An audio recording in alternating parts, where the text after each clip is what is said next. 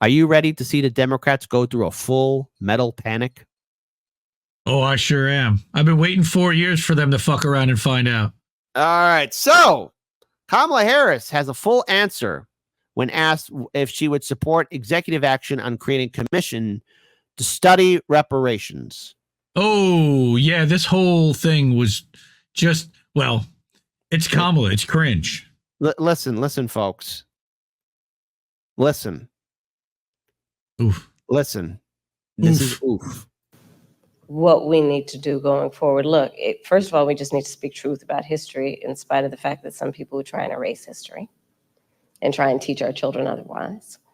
We need to speak truth about the generational impact of our history in terms of the generational impact of slavery, the generational impact of redlining, of Jim Crow law. I could go on and on and on.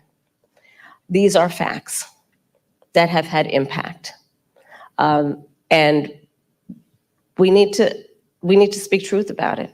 And we need to speak truth about it in a way that is about deriving solutions. And frankly, I think that we, and part of that is studying it to figure out exactly what we need to do. But part of what we can do right now is, for example, what I'm talking about in terms of building an opportunity economy, which is addressing 1 minute in, and that's a word salad. You still got 1 minute and 47 seconds to answer a freaking question. Explicitly the obstacles that historically and currently exist. I haven't heard the word reparations yet. Yeah, seriously. What look, I have not heard the word reparations once. Are you going to talk about it?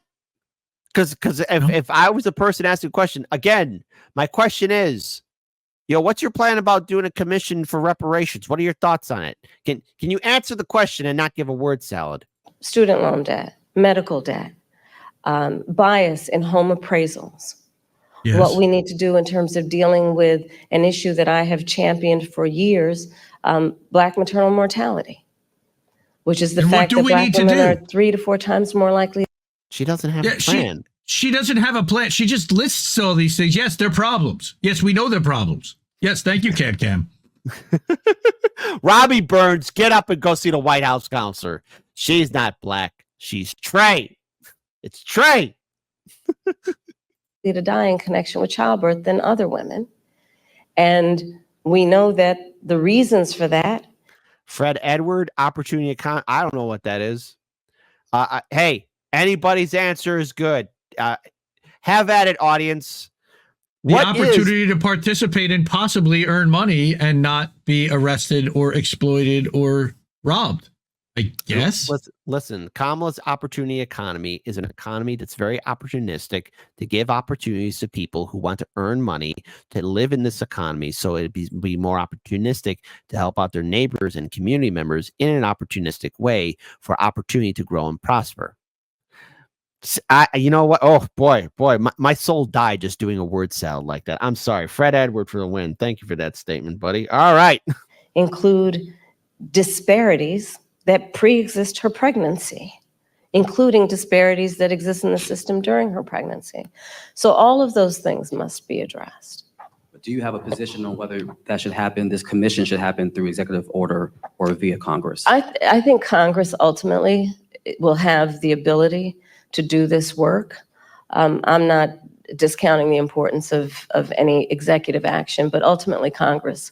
Because if you're going to talk about it in any substantial way, there will be hearings, there will be a level of public education and dialogue and I think that was part of the spirit behind the congressional action thus far, to ensure that everyone can participate in this conversation in a way that elevates knowledge about history and the reference points that are the impetus of this conversation. Especially, again, when people are trying to deny history. When people are, so-called leaders are saying that enslaved people benefited from slavery. My brain is dying. Indy, are you able to decipher what the hell she's even answering? Well, again, she's listing a bunch of problems that reparations might solve, but she's not A, saying we are actually going to address them with reparations, or how we might address them, or anything, of course, because that's not what she does. She's just there to kill time and run the clock out until it's time to go, and then shake everybody's hand. Go, that was great. Hey, but if you thought her word salad on reparations was something, here's when Vice President Harris was asked what levers does the U.S. have to support Palestinians and the right to self-determination, and is it even possible as Israel's ally? Well, gee, if uncommitted wasn't allowed to speak at the DNC convention in Chicago, if the protesters were being pushed out,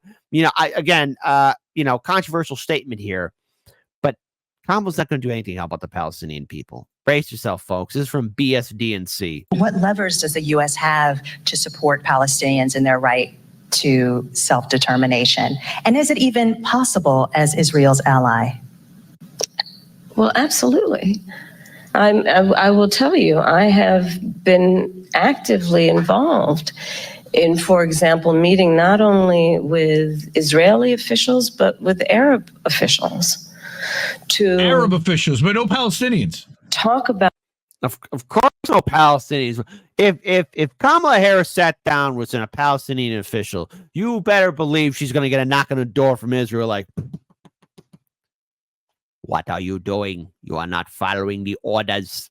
About how we can construct a day after scenario where we participate in ensuring those exact goals that I outlined, including as part of the principles that should be applied to those goals, that there be no reoccupation of Gaza, that there be no changing of the territorial lines in Gaza, that there be an ability to have security in the region for all concerned in a way that we create stability, and let us also recognize in a way that ensures that Iran is not empowered in this whole scenario in terms of the peace and stability of the region. But absolutely, the United States of America. That is the dumbest thing I ever heard. What? Wait, hold what? on. We'll rewind that. No, don't make me listen again. No, I have to hear it again. I'm sorry. God, make the stupid stop. No. In the region for all concerned in a way that we create stability, and let us also recognize in a way that ensures that Iran is not empowered in this whole scenario in terms of the peace and stability of the region. But absolutely, the United States of America absolutely has a role, which is why we have been active, in particular with the Qataris and the Egyptians, around attempting to get a deal done and get it done as quickly as possible. The manifest isn't just wait a minute. Wait a minute. Getting things done. The best thing would have done was calling for a diplomatic ceasefire immediately and before the war intensified even after October in 2023. There was so much that the Biden-Harris administration could have done, but just a little bit of a news flash here, folks. Israel knew that attack was going to be taking place. The New York Times reported it. And then on number two, you got the fact that the Biden-Harris administration knew that the IDF was targeting civilian locations and centers during the early stages of the war in Gaza. So they knew. I would say that the Israel knew in the way that the U.S. knew about 9/11 happening. They didn't know exactly when. They didn't know exactly how, but they had a good indication. There were reports that were going to tell them exactly what was going to happen, and they just dismissed it the way that our intelligence, which are connected directly with their intelligence, how about that? Ignored it and dismissed it. I think my brain is dying from the stupid. Follow up really quickly. Wow. Is there a specific policy change that you, as president of the United States, would say you would do that would help this along? Because you've gotten a lot of credit for emphasizing the humanity of Palestinians. But what I often hear from folks is that there's no policy change that would that either you or President Biden have gone and said they would do. Is there a specific policy change as president that you would do in our helping of Israel? We need to get this deal done, and we need to get it done immediately. And that is What's the deal? What's the deal? What is the deal? position, It's and that not- is my policy. We need It's to not get a this deal done. ceasefire, really. It's that temporary ceasefire nonsense. It's not an arms embargo. It's not stopping funding. It's not ensuring that third-party international coalition monitors the border and the access for the humanitarian aid, that 80% of which is being stopped at the border so that it rots, goes bad, and can't be delivered once they let the truck in. Once there's anything expired on there, they dismiss and throw away the entire truck. That's their game. That's a strategy, I guess. But in the way that we send weapons, in the way that we interact as their ally, are there specific policy changes? Well, Eugene, for example, one of the things that we have done that I am entirely supportive of is the pause that we've put on the 2,000-pound bombs. Oh, And wow. so- We'll only send 1,500-pound bombs. Yeah, hey, dude, they're only 1,500, so that means they're just lighter, and it won't be as devastating as a 2,000-pound bomb. Oh my God, we are ruled over by morons. There is some leverage that we have had and used, but ultimately, the thing that is going to unlock everything else in that region is getting this deal done. And I'm not going to disclose private conversations, but I will tell you, I've had direct conversations with the Prime Minister, with the President of Israel, with Egyptian leaders, and with our allies. And I think we've made ourselves very clear this deal needs to get done in the best interest of everyone in the region, including getting those hostages out who... Those hostages are probably dead. I'm sorry. We're fucked. I mean, we saw the latest example of what happened with the six most recently, one of whom was an American citizen. But what do you say to those that say that's not enough, that stopping the 2,000-pound bombs the one time wasn't enough, that this administration, your possible administration, has to do more? Well, we are doing the work of putting the pressure on all parties involved to get the deal done. Where's their support animal? Where's their Tim Waltz? Where's Tim Waltz at, man? This Kamala can't do an interview by herself. Even Trump is an all-star performer compared to her. But let me be very clear also. No, you're not being support very Israel's ability to... Yeah. Wow. You know, after listening to this for like the third time, like I realized, like, you know, I'm putting myself through a lot of pain. Case study QB, I don't know how you do it, man. defend itself. And I support the need for Palestinians to have dignity, self-determination, and security as we move And not forward live in a and get it to... walled prison? Yeah. And not live in a Big walled deal. prison, Kamala? Because I don't think she would say that. I don't think that she would say that the walls need to come down from Gaza and that they need to No. integrate the Palestinian community in with the greater Israeli community if she really believed in a quote-unquote two-state solution or whatever it is, or even a one-state. They don't have any answers. They don't have any plan. They want to do whatever Israel says, and what Israel says is, we want to wipe out the Palestinian people, take over the area, and act like it never happened, and you're going to make it cool, right? She has no plan, dude. She has no plan. And look, hold on. I want to pull up something else here too, because we're also seeing how the Democrats are in a full-blown panic for their own incompetency. And I just want to pull up this video here. And this has to deal with none other than the fact that Kamala Harris got extra help, apparently, during the debate. So if y'all remember the debate that took place between Trump and Kamala, this is a little bit breaking from hotspots. Let's go ahead and pull up this video here just so we can share with all you lovely, beautiful people. But oh my goodness. Oh my Yeah, goodness. we got a whistleblower. Yeah, whistleblower.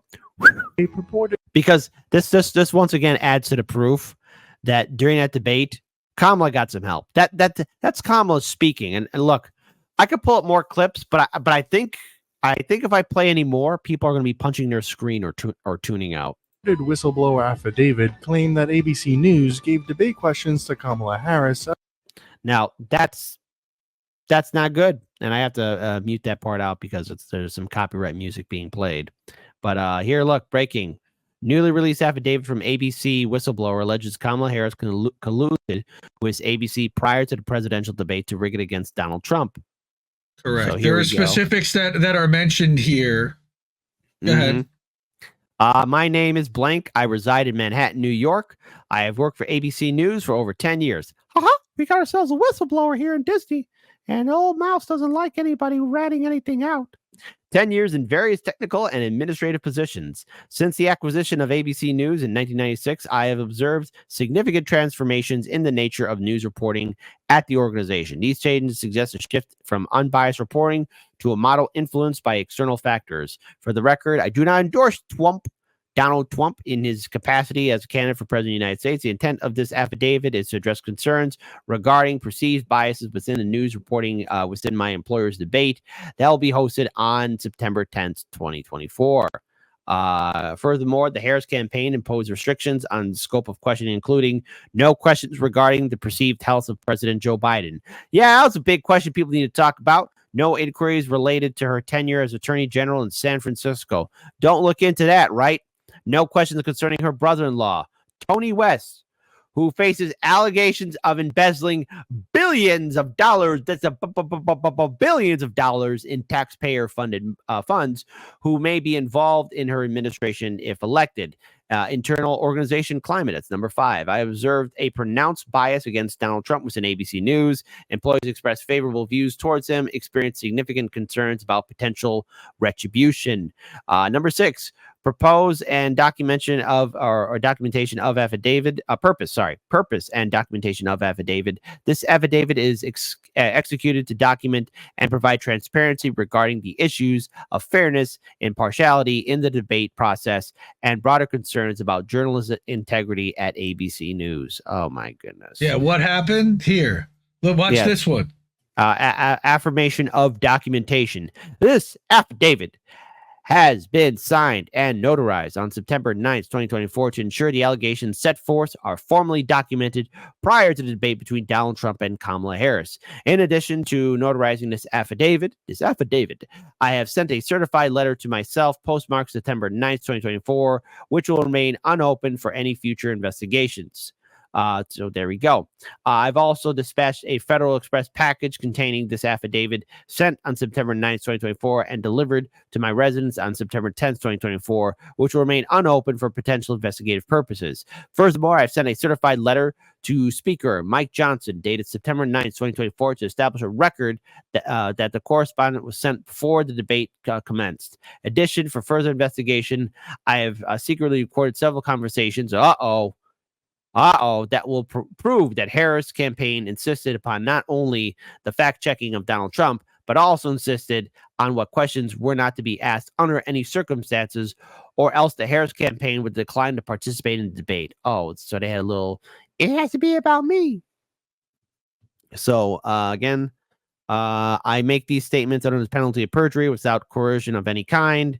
I, blank, being duly sworn, hereby depose says that the respondent has read the foregoing affidavit and hereby vows to content thereof, and that the same is true of the respondent's own knowledge as of to the matter therein to be stated to be alleged upon information and belief, and those matters I'm stuttering here, believes them to be true. So there you go. Indy, your thoughts of this bombshell?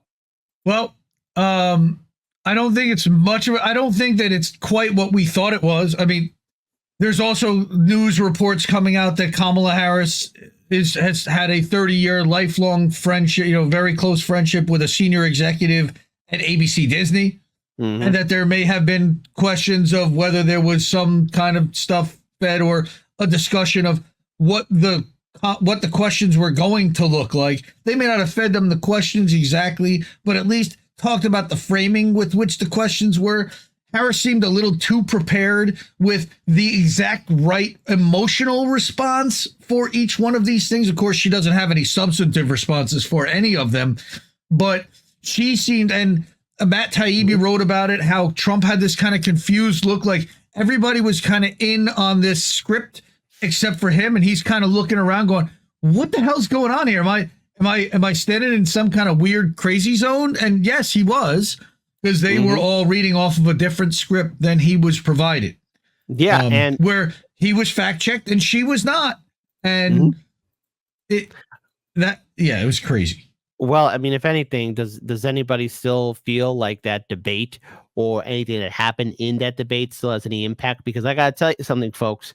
Do you want to see an oof moment? Because what better way to end this segment than to pull up something here that is rather funny to me, and I do find it funny. So hopefully I can at least get this video set up.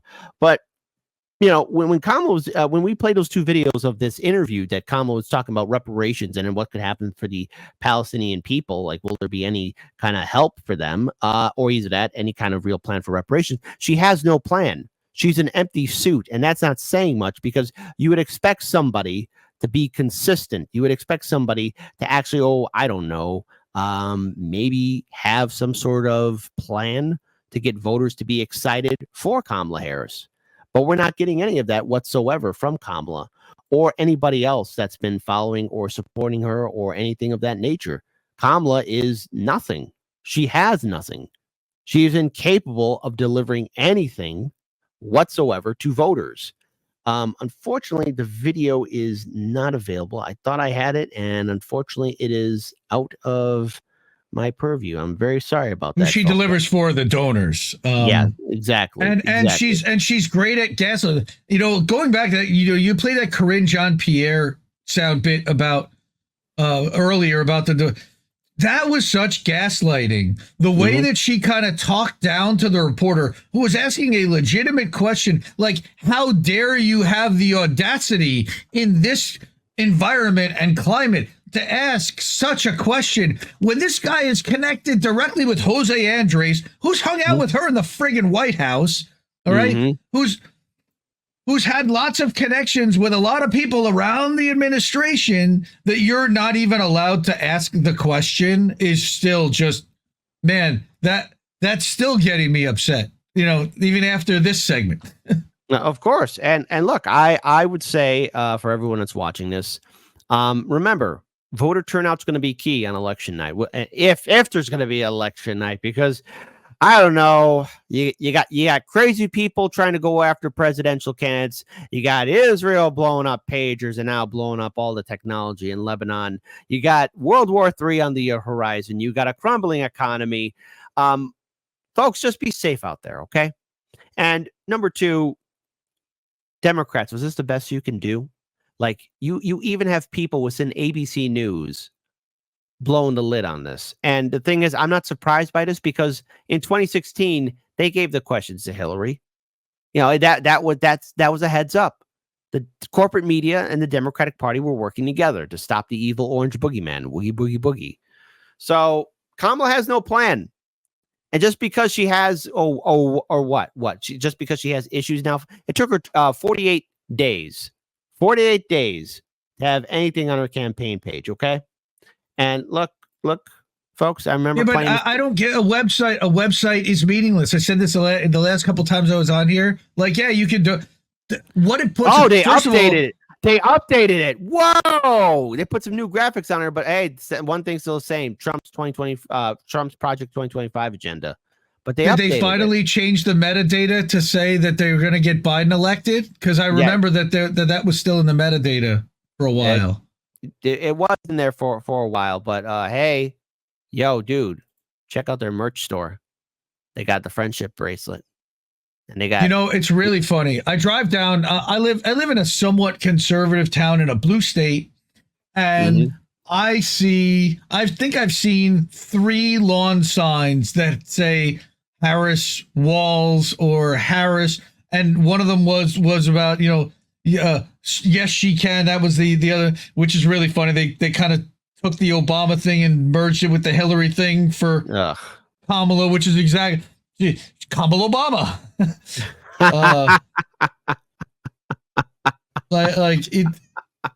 They're just recycling all the same old nonsense because they have nothing. They've got no way to promote her positively. I actually found the video before we end this segment. Hold on. I actually found the video. CBS News went to Nevada to talk to voters, and they only found one Kamala supporter. Only one. What issue is most important to you? I'm extremely concerned about the border. Illegals, they gotta go. People are coming here seeking asylum. Baloney. They're coming here for the freebies. When people talk about immigration, There ain't no freebies here. There ain't no freebies in America. they're thinking we're saying we don't want immigrants of any kind, and that's not what people are saying. People are saying that there are people who have come here legally. Why do they get pushed aside to allow people who have not even worked one day in our country, have not paid into the system? I took my brisket and mac and cheese with me to catch Ken Lasker with the to-go order. How closely are you watching this election? Oh, very closely. He was the only Harris I bet she didn't eat that meal. I bet she didn't do it. supporter we met at lunch, even though Washoe County has historically been pretty politically split. Now, the reason why I played that video is because they only found one Kamala supporter, and here it is. They even joke about it. They even joke about it on the CBS News segment right here. I just want to pull this up here for all of you to see. It's a big laugh. We had Like that. so much fun. But what was really incredible is in every single restaurant of the people willing to talk to us, we could only find one Harris supporter in every restaurant. And we left no stone unturned. I approached every single person. We had Only one. Huh. Hey, Democrats, But listen. it's a close vote. It's a close race. Just listen to corporate media. It's neck and neck. It's 50-50. Trump goes up. Then it's Harris. Then it's Trump. They need it to be 50-50 to keep you listening and plugged in. But everybody knows nobody's voting for this clown. Nobody would have voted for from her own party, let alone anywhere else. Exactly. So, which I'll have to say is, election night will be very interesting if it does happen and nothing goes wrong. Indy, be safe on that day, okay? That goes for all of you. If Cenk melted down in 2016, what's it going to look like on election night 2024? I will not watch. I will not watch, but I'm sure somebody will clip it and we will see it on Twitter and laugh. I am going to feast on election night. Oh, kid, how could you be merry and happy on election night? The fate of our country is in our hands. And I'll be like, yeah, and I mean a nice ribeye steak. I'll do whatever I want because I can and I will.